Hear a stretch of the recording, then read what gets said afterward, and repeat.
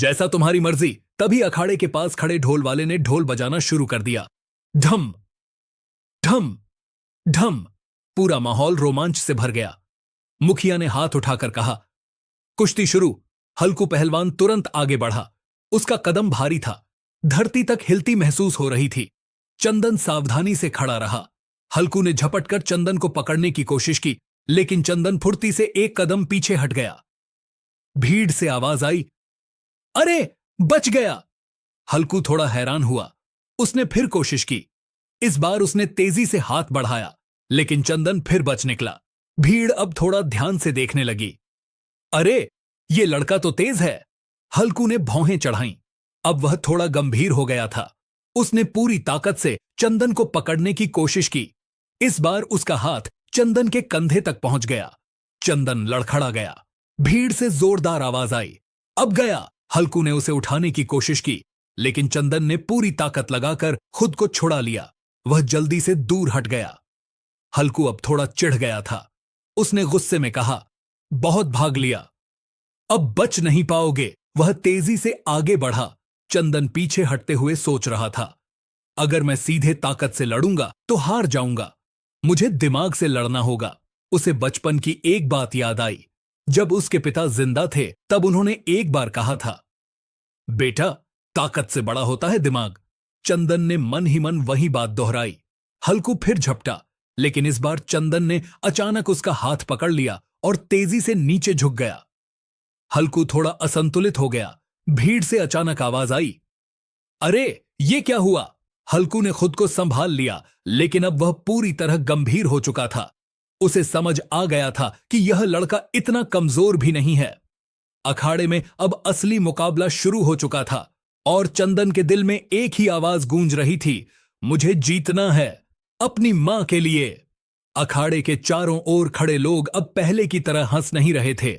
शुरुआत में सबको लगा था कि यह कुश्ती बस कुछ सेकंड में खत्म हो जाएगी, लेकिन चंदन जिस तरह से हल्कू पहलवान के सामने टिक कर खड़ा था, उसने सबको हैरान कर दिया था।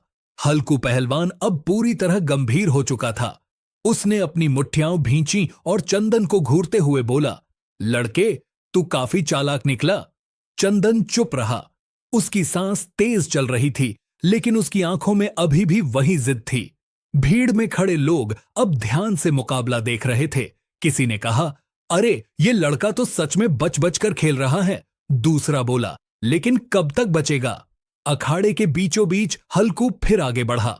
इस बार उसने कोई जल्दी नहीं की। वह धीरे धीरे कदम बढ़ा रहा था, जैसे शिकार पर नजर रखने वाला शेर। चंदन समझ गया कि अब हल्कू पहले से ज्यादा सावधान हो गया है।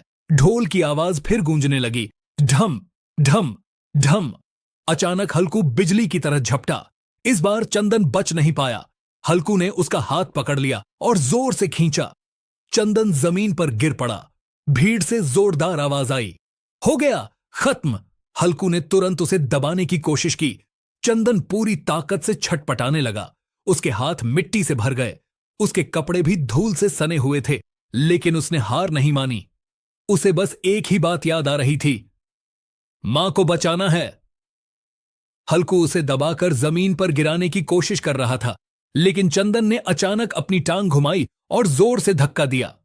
हल्कू थोड़ा पीछे हट गया। चंदन तुरंत उठकर खड़ा हो गया। भीड़ हैरान रह गई। अरे ये फिर खड़ा हो गया।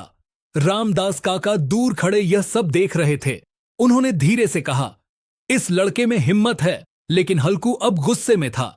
उसने दहाड़ते हुए कहा, अब बहुत हो गया। वह पूरी ताकत से चंदन की तरफ दौड़ा। इस बार उसकी पकड़ बहुत मजबूत थी। उसने चंदन को दोनों हाथों से पकड़ लिया और जोर से उठाया। चंदन हवा में झूल गया। भीड़ से चीख निकल गई, अरे! और अगले ही पल धड़ाम!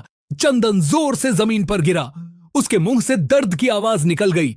उसकी पीठ में तेज दर्द हो रहा था। कुछ पल के लिए उसकी सांस रुक सी गई। भीड़ में खामोशी छा गई। कई लोगों को लगा कि अब कुश्ती खत्म हो गई है। मुखिया मुस्कुराने लगा। वह अपने पास बैठे लोगों से बोला, मैंने पहले ही कहा था यह लड़का नहीं टिक पाएगा। हल्कू ने घमंड से कहा, खड़े हो जाओ अगर हिम्मत है तो। चंदन जमीन पर पड़ा था। उसकी आंखों के सामने सब धुंधला दिखाई दे रहा था। उसके कानों में सिर्फ आवाजें गूंज रही थीं। भीड़ की आवाज, ढोल की आवाज, हल्कू की आवाज, लेकिन तभी उसे एक और आवाज सुनाई दी। वह आवाज थी उसकी मां की। चंदन बेटा। उसकी आंखों के सामने मां का चेहरा आ गया, कमजोर, बीमार, चारपाई पर लेटी हुई। चंदन के अंदर अचानक एक नई ताकत जाग गई। उसने धीरे धीरे अपने हाथ जमीन पर टिकाए, फिर वह उठने की कोशिश करने लगा।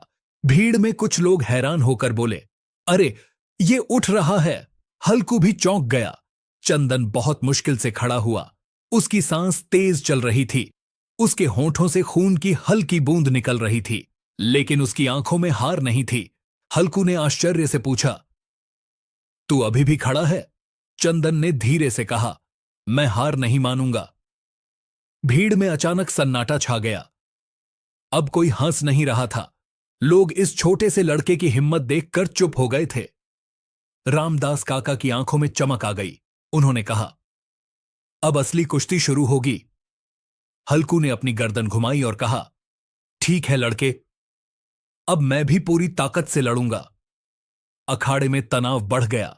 सबको महसूस हो रहा था कि अब मुकाबला और खतरनाक होने वाला है, लेकिन चंदन के दिल में सिर्फ एक ही आवाज गूंज रही थी, मां के लिए मुझे जीतना ही होगा। अखाड़े के बीच खड़ा चंदन मुश्किल से सांस ले रहा था। उसकी पीठ में अभी भी दर्द हो रहा था, जहां हल्कू पहलवान ने उसे जोर से पटका था।